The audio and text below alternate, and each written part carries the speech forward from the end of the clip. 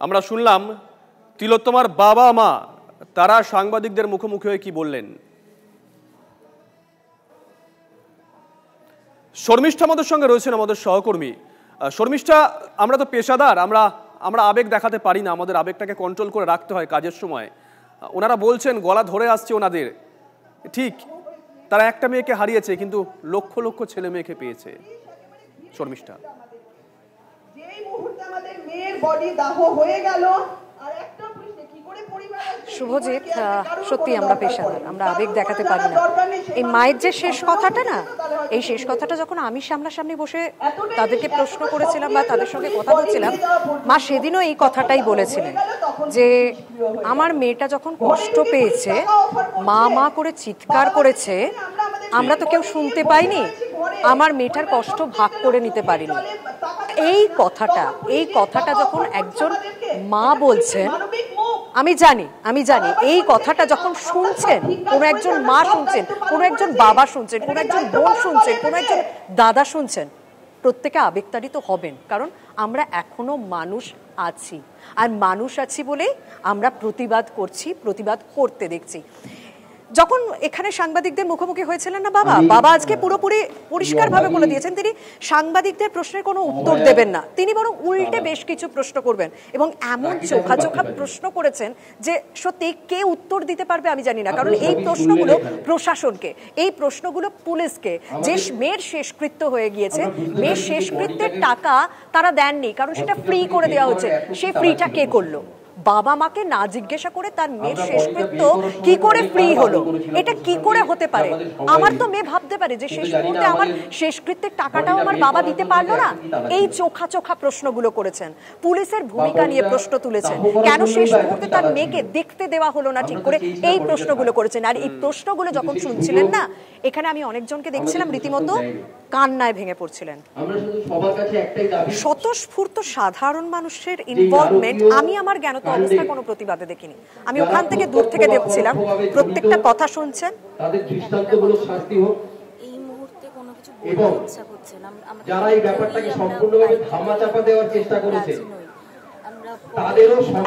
একদম আমি বুঝতে পারছি, তুমি বুঝতে পারলে যে সত্যি তো মানে এই এতগুলো প্রশ্ন শোনার পর আমি এখানে যখন দাঁড়িয়েছি আমার গায়ে কাঁটা দিচ্ছে যে সত্যি তো এই প্রশ্নগুলোর উত্তর কে দেবে? একজন বাবা প্রশ্ন তুলছেন, একজন মা প্রশ্ন তুলছেন, তিলোত্তমার পরিবারের সদস্য প্রত্যেকে প্রশ্ন তুলছেন পুলিশের ভূমিকা নিয়ে এবং প্রশাসনের ভূমিকা নিয়ে।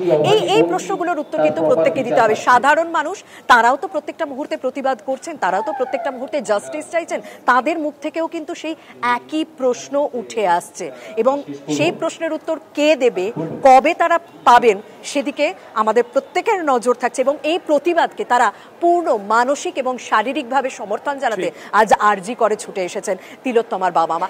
সেই ছবিও আমরা দর্শকদের সামনে তুলে ধরলাম। শুভজিৎ, মানে আমি কথা বলেছিলে এর আগে, আমরা শুনছিলাম, মানে তুমি যখন ইন্টারভিউটা করেছিলে তারপরে গোটা বাংলার দর্শক শুনেছে, গোটা দেশের প্রত্যেকটা প্রান্তের মানুষ তারা শুনেছেন। মা বলছেন যে আমার মেয়েটাকে কতটা অত্যাচারের মধ্যে দিয়ে ওই রাতে যেতে হয়েছে, কত যন্ত্রণা পেয়েছে, ও হয়তো মা মা করে চিৎকার করেছে, কিন্তু আমি তো ঘুমিয়েছিলাম, আমি শুনতে পাইনি। জানি না, মানে অনেকে দাবি করেন যে মৃত্যুর পরেও কোথা থেকে কেউ দেখেন, হয়তো তিলোত্তমা দেখছেন যে তার জন্য রাত জাগছে, রাতের পর রাত জাগছে তার সহনাগরিকরা। আবারও বলছি, কবির ভাষায় আয় আরো বেঁধে বেঁধে থাকি। এই মুহূর্তে ছবি দেখাচ্ছি, ছবিগুলো একবার দেখুন, টপ শট দেখুন, গোটা শহর আজকে রাস্তায়। সেগুলো মানে প্রচার করেছেন, তো সেগুলো থেকে আমরা অনেক কিছু জানতে পেরেছি।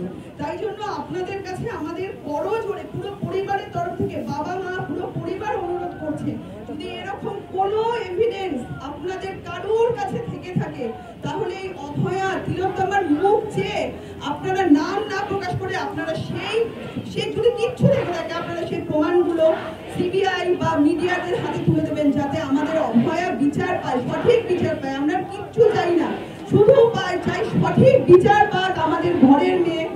এইটুকুই আমি বলবো, আর কিছু বলার নেই।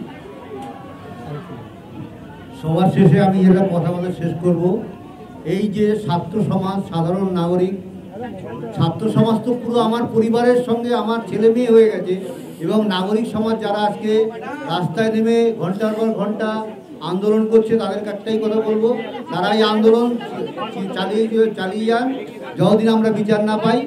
এই কথা বলে আমি আমার কথা শেষ করছি।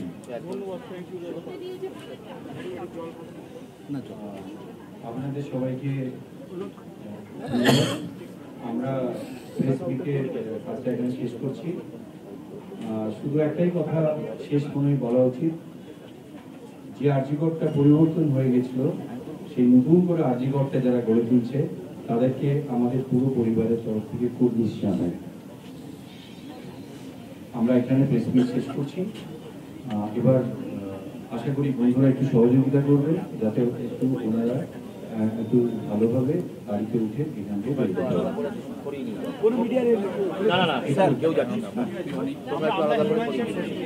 আমরা রিমাইন্ড চেক করে নিয়ে যাবো এবং গেটের বাইরে যারা আছেন তাদের উদ্দেশ্যে আমাদের রিকোয়েস্ট থাকবেন, একটু রাস্তাটা একটু ফাঁকা করে দেবেন, এবং পুলিশকে বলবে একটু সহযোগিতা করবেন আমাদের সাথে, যাতে আমরা সুষ্ঠুভাবে কাজটা করতে পারি। গেটের বাইরে যারা আছেন একটু স্লোগান দেবেন না, আমরা ধীরে ধীরে শান্তিপূর্ণ উপায়ে কাজ করতে চাই।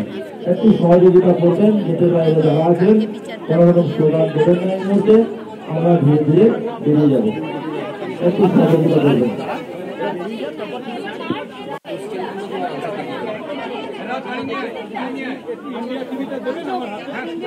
আমরা নজর রাখছিলাম তিলোত্তমার পরিবার, তিলোত্তমার বাবা মা, তারা সাংবাদিক বৈঠক করলেন।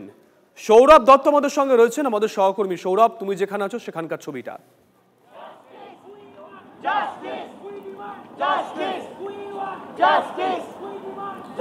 শুভজিৎ, আরজিকর মেডিকেল কলেজ দেখাচ্ছে প্রতিবাদের ভাষা এরকমও হয়।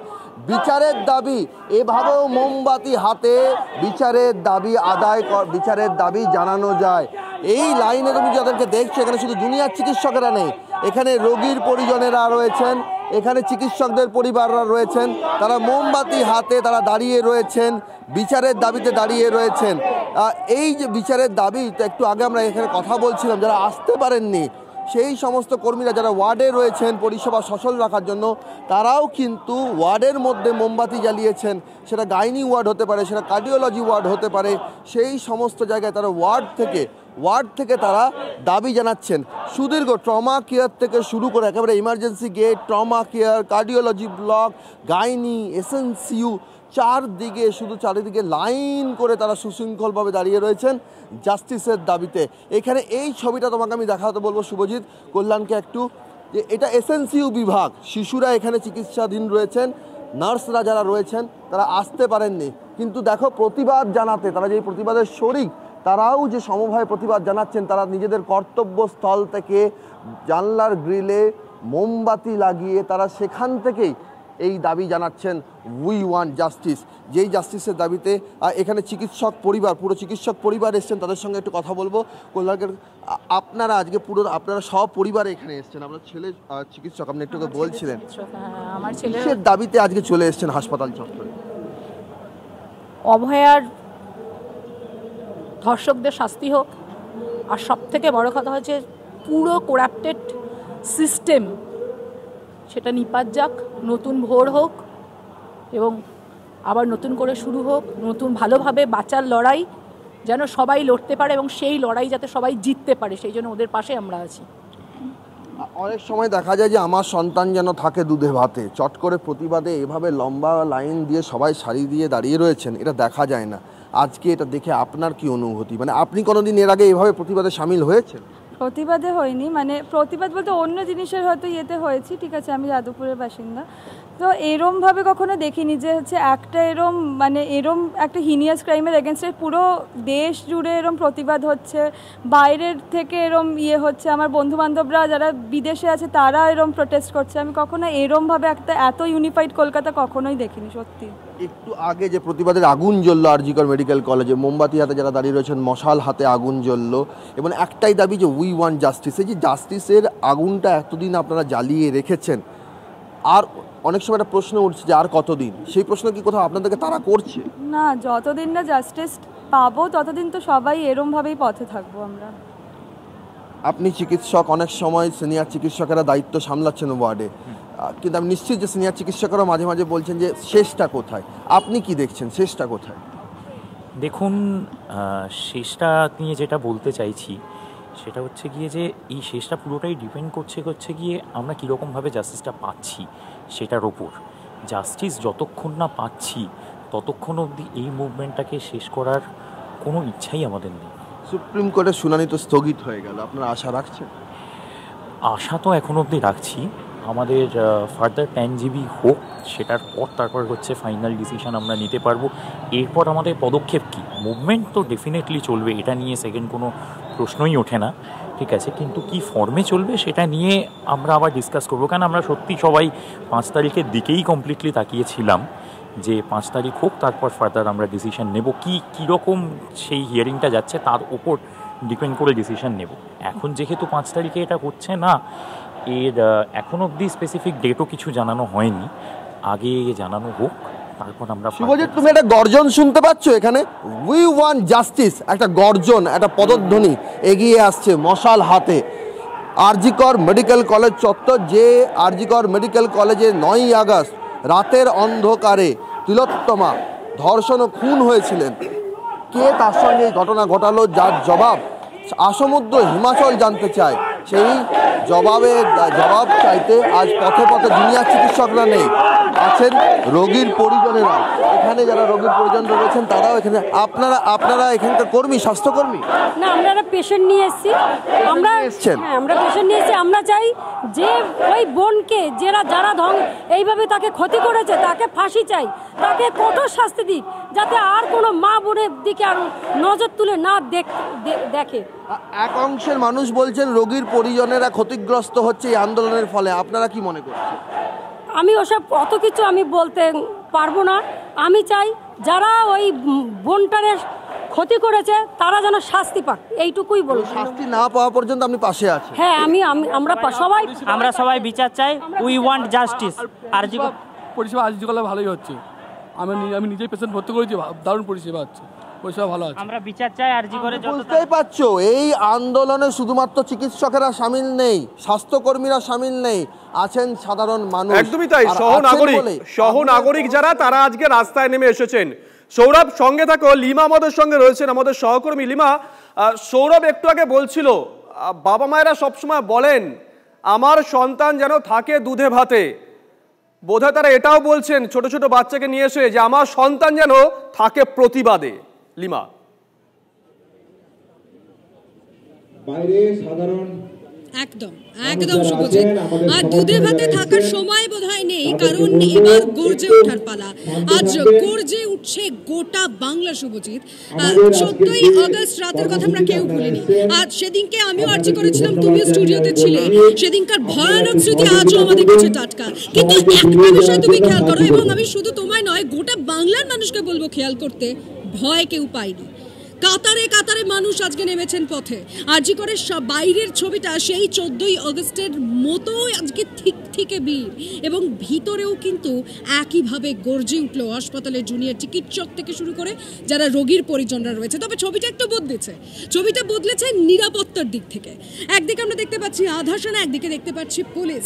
গর্জন কোনো অংশে কমেনি শুভজিৎ। কিছুক্ষণ আগে পর্যন্ত এই চারপাশে যে আলো দেখতে পাচ্ছ, এই আলো ছিল না, চারিদিকটা অন্ধকার ছিল, এবং হাতে মোমবাতি নিয়ে মিছিলে সামিল হয়েছিলেন, মানববন্ধনে সামিল হয়েছিলেন এখানকার জুনিয়র চিকিৎসক থেকে শুরু করে যারা রোগীর পরিজনরা, তারা প্রত্যেকে। একটু আগে সৌরভ ছবিটা দেখাচ্ছিল, শর্মিষ্ঠা ছবিটা দেখাচ্ছিল, কিন্তু এখানে একটু আগে তিলোত্তমার বাবা মা এসে সাংবাদিকদের মুখোমুখি হয়ে আজ কিছু কথা বলে। সব থেকে যেটা উল্লেখযোগ্য বিষয়, আজকে প্রথমবার তিলোত্তমার বাবা মা পথে নামলেন, তারাও আন্দোলনে সামিল হলেন, এবং তারা এটা কিন্তু পরিষ্কার করে দিলেন আজকে শুভজিৎ যে যতদিন না তার মেয়ে বিচার পাচ্ছে ততদিন পর্যন্ত এই আন্দোলন যাতে চালিয়ে যাওয়া হয়, এটা তাদের তরফ থেকে রিকোয়েস্ট রইল সমস্ত আন্দোলনকারীদের কাছে। লিমা, তুমি আরজি করে আছো, তাই আজকে এই মুহূর্তে ছবিটা দেখা লোভ সামলাতে পারছি না। সেদিনকে ছবি এখন আমাদের স্মৃতিতে টাটকা। তুমি রিমি, তোমরা প্রাণের ঝুঁকি নিয়ে কভারেজ দিয়েছিলে, সায়ন্ত পৌঁছে গেছিল, হরিত্র পৌঁছে গেছিল সেখানে। আজকে নিরাপত্তার বজ্রাটুনি একটু দেখি আরজি করে, প্লিজ লিমা, এই ছবিটা দেখার প্রয়োজন আজকে। একদম একদম শুভজিৎ, আজকের এই ছবিটাই দেখার মতো, নিরাপত্তার ছবিটা। আমি দেবব্রতকে বলবো দেখাতে, শুধু ছবিটার বদল দেখো। আমি একটা বিষয় একটু দর্শকদের বোঝাতে চাইবো, এই যে গেটটা, আমি একটু বাইরে বেরিয়ে আসছি, আরজি করের বাইরের গেটটা, এই যে গেটটা, এই গেটটা কিন্তু সেদিন আটকানো যায়নি। এই গেটটা কোনোভাবেই কিন্তু পুলিশ যারা ছিলেন তারা কিন্তু আটকাতে পারেননি। আজকে নিরাপত্তার বেষ্টনী এই গেট থেকে আরও অনেকটা বেগিয়ে। একবার দেখো চারিদিকে পুলিশে ছয়লাভ, গার্ডরেল শুরু হয়েছে অলমোস্ট, আমি যদি এখান থেকে অনুমান করতে পারি প্রায় 12 ফুট মতো দূরে এখানে গার্ডরেল একদম দড়ি দিয়ে শক্ত করে বেঁধে রাখা হয়েছে। সামনে রয়েছে আধা সেনা, সামনে রয়েছে পুলিশ, সামনে রয়েছে র্যাফ, আর তার ওপারে তুমি মানুষের ভিড়টা চোখে দেখতে পাচ্ছ। একটু আগে পর্যন্ত গর্জন শোনা যাচ্ছিল, উই ওয়ান্ট জাস্টিস, হাতে মোমবাতি নিয়ে তারাও সামিল হয়েছিলেন। কিন্তু নিরাপত্তার দিকটা আজকে ছবিটা একেবারেই আজকে শুভজিৎ অন্য, তাই কোনো রকম ঝুঁকি নিতে রাজি নয় আধা সেনা থেকে শুরু করে কলকাতা পুলিশের তরফ থেকে। তাই আজকে নিরাপত্তায় কিন্তু কোনো রকম ফাঁক নেই। আমি কর্নার টু কর্নার দেখাবো, ওই কর্নার থেকে শুরু করে একদম আরজি করে গেটের শেষ প্রান্ত পর্যন্ত মানুষের গর্জন শুনতে পাচ্ছ শুভজিৎ? শুনতে পাচ্ছি না, শুনতে পাচ্ছি। এবং তুমি যে ছবি দেখালে সেদিনকে এই গেটটা আটকানো যায়নি। যারা ওখানে আন্দোলনরত চিকিৎসক ছিলেন তারা বলছিলেন, তারা পুলিশের কাছে বারবার আবেদন করেছেন, রিকোয়েস্ট করেছেন, বাইরে মব জড়ো হচ্ছে, আপনারা গেটটা আটকান। পুলিশ নাকি কর্ণপাত করেনি, গেটটা আটকায়নি।